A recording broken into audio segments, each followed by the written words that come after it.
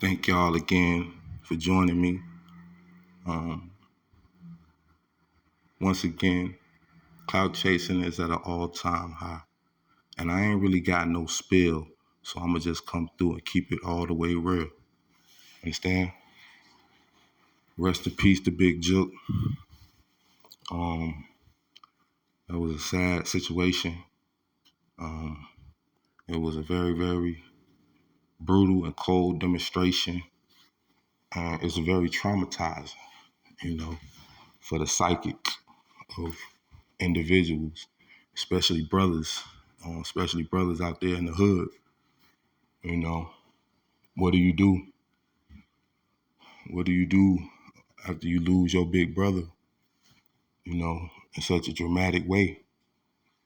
You know, um, and they say, Yo Gotti came out in Detroit with the bulletproof vest on.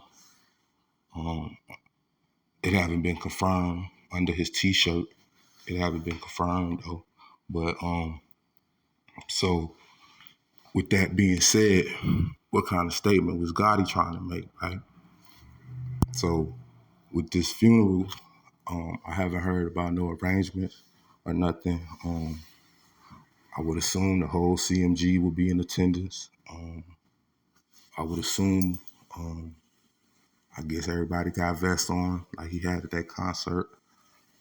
I was definitely know that it's up in Memphis right now. You know,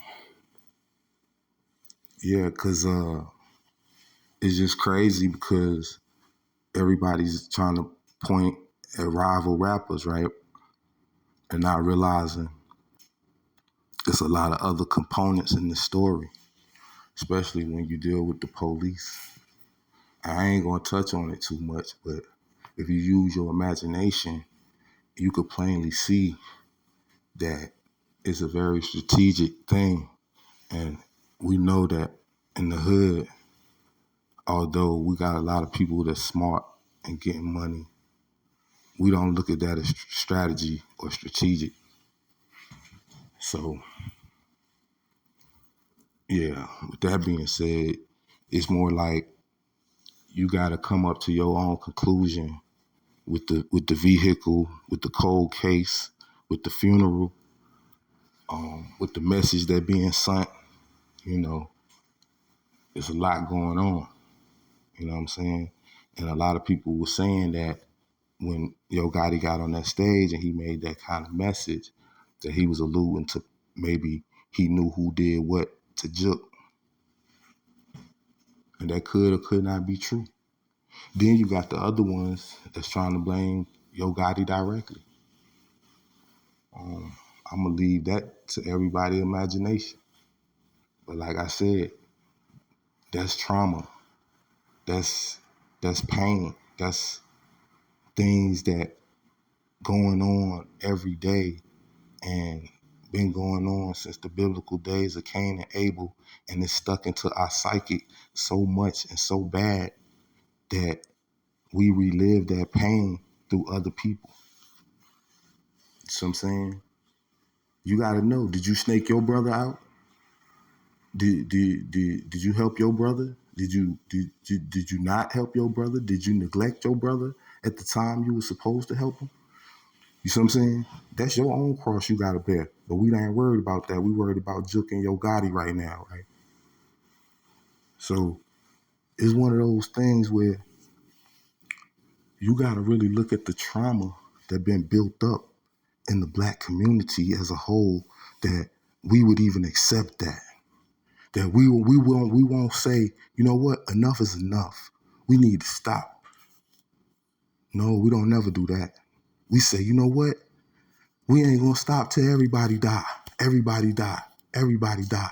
Grandmamas, everybody die. Little babies, everybody die. Pregnant women, everybody die. That's all we wanna do. And we all we gotta do, put a nice beat to it.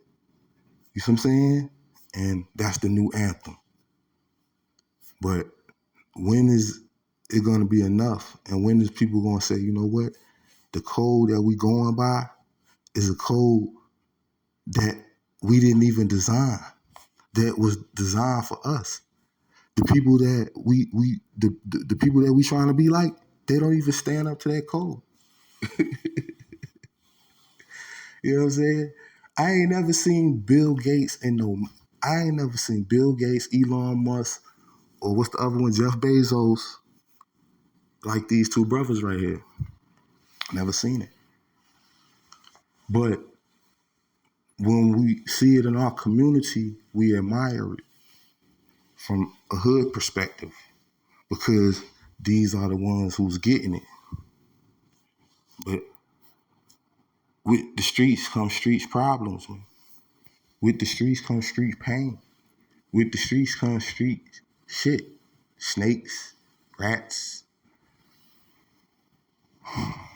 And we don't choose it. We don't choose to live that life. And we just try to do the best we can while we there, right? So with knowing that, what is this funeral gonna look like? Is this going to be a peaceful moment in Memphis? Or is this going to be a time for retaliation, hate, retribution, pain, envy, jealousy, right? All of that. Because the people that pulled that trigger, whoever was behind that trigger, I'm pretty sure Jook could have single-handedly changed that one person's life. No matter what they was going through, no matter what they was doing, no matter what, even if they was on the side of the law or whoever they was, right? I'm pretty sure if they could have sat down and talked to that man, he could have single-handedly changed their life. You see what I'm saying? God give us angels and he placed them everywhere, even in the hood. But we never recognize them. Not while they're here, sometimes not even when they're gone. And then what happens is we block our own blessings because we too saintly, because we know how to point the finger. And we got two eyes, so we know how to sit back and watch. And what we do is we say, look, damn, look what happened to them. I'm glad that ain't happening to me. But in the meanwhile, your brother just stole from you. Your brother never helped you. Your brother won't return your phone call. Your brother ain't never bond you out of jail. You understand what I'm saying? So when we sit back looking and saying, damn, I wonder what he gonna do and wonder what the city gonna do, you need to think about yourself as an individual. What are you gonna do? Are you gonna keep on, let the cycle keep on repeating itself everywhere, every day, since the times of Cain and Abel, and say, you know what, since it's been going on since Cain and Abel, it might well keep on going on? Is you gonna be that type of person? Or is you gonna say, you know what, this is a teachable moment. This is a moment where everybody need to say, you know what, it's over with. I ain't telling Memphis, say, you know what, put the guns down. Because you might have to aim them guns one day at somebody. And it ain't your brother. It's not your brother. You understand what I'm saying? So, like I said, man, you know, this man, last hours alive, he was paying respects to a man that meant something in his life and to the city of Memphis, right? But even deeper than that, I'm pretty sure even that man that's sitting in that casket had his own enemies and demons that he had to face, right? But guess what? If you go do the research on that man, he had brothers. And that was a situation where brothers had to stand together and be brothers. So what I was basically doing for this video right here is just talking to all the black men and the brothers. And if you have brothers or not, if you're a single child, if you whatever, we're all each other brothers. So we need to look at each other as that, and don't look at Yo Gotti and say if he weak or if he's strong. Help that man recover from the trauma that we got going on in this community, man. It need to stop, for real. And as a grown man, I can't sit here and make videos and try to, market and capitalize off this man's death, knowing at the end of the day, he was an angel to somebody, right when he was here on earth. You understand what I'm saying? Right then. So at the same time, I'm pretty sure he had his problems.